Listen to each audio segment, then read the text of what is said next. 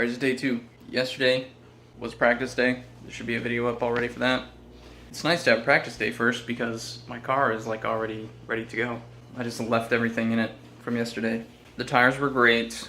My shocks are toast, so I need new shocks because I'm getting horrible wheel hop. I was pretty sure that's what it was before, but confirmed it yesterday. I had people spot me, so that will be the next upgrade.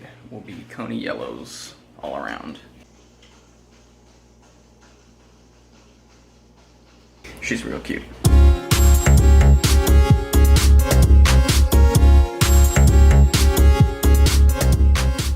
So once I arrived and we had the driver's meeting, I learned I was going to be running in the second heat and working the third. So here are some videos of the first heat. Everybody got 5 runs per heat and do-overs if there were any red flags, such as this Corvette, which kind of, I don't know, blew some parts out on the track or something. While I was watching, I saw this Hyundai Elantra STS car that I saw at practice. If you watched the previous video, it just has like a straight pipe and eBay coilovers, he said. I thought it was cool that he's, you know, doing autocross in an Elantra. So I did a little video of it.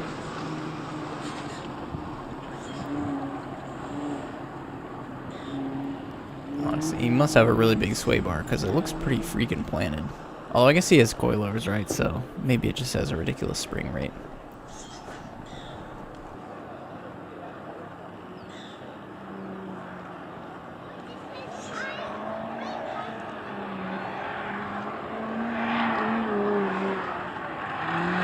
Hold the start for a second.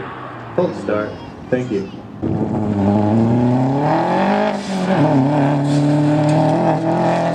This Mini was awesome. This was one of the fastest cars of the day.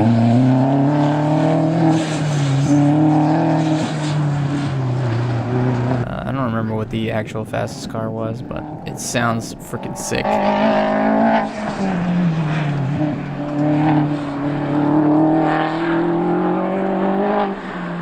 So you can just tell it has a ton of grip. You can see it's got aero and everything. So this thing's a damn ripper.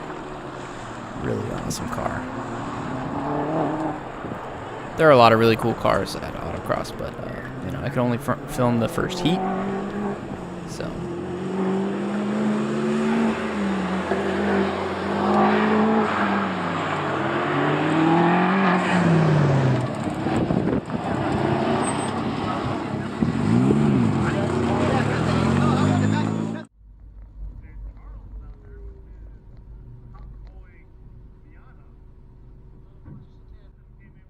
Here are my runs. I didn't get to film every run, but I did film 3 of, I think, the most important runs. I think this was my first run. You can see that I have that wheel hopping problem on left turns because my struts are bad, so. On right turns I actually have plenty of grip, but I don't realize it because I'm using the car letting go when I turn to the left. So on right turns I maintain the same sort of cornering speed.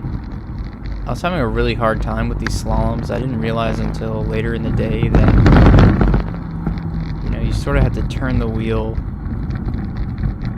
way earlier than you would think when you're going through a slalom. You'll see in a minute when I do a better job of that. This part I'm just trying to find the straightest line through all those gates, but I'm not really carrying that much speed because I don't trust my car that much. So this run you'll see I kept pretty clean. Nothing really terrible happened. You see me getting that wheel hop on left turns. And just overall not pushing the car that hard. I really just have no faith in it.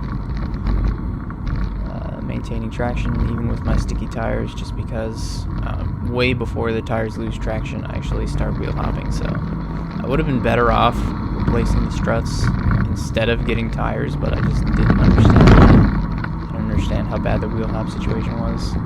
I actually have already replaced my shocks, so I already know the car feels freaking amazing now. And I'm really excited to get back to Autocross, but I won't be able to make the next competition in May.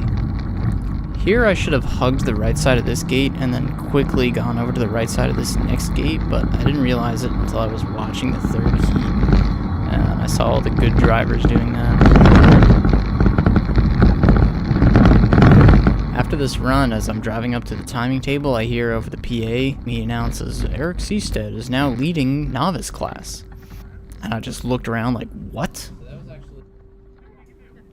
So at this point, I'm thinking, okay, somehow I'm leading novice class. I know there is a heat that runs after this, but I want to save as much time as I possibly can to try and make sure that I don't, you know, lose my position. So I'm pushing harder here throughout the whole start. I know that I've been doing the slaloms wrong. I'm trying to think of how I can tighten those up a little.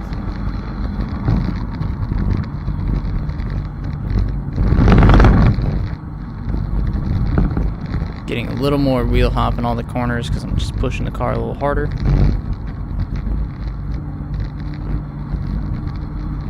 I still didn't really nail the slalom. Pretty much as soon as you pass the cone, you should already be like fully turned back to the other side. But at this point, I'm feeling too hot and I pushed the car a little too hard. It caused that double slide, Tokyo drift. I did reel it in, didn't hit any spectators. And at the end of the day, it turned out that while people did beat my raw time, I ended up with the fastest PAX time in novice class. So if you don't know about autocross, that basically just means that adjusted for the cost and performance of my type of car, I won. So that is how autocross works. So it's a W as far as the club is concerned. So I'll take it. All right, see you next video. Make sure to check out the rest of my channel and stuff.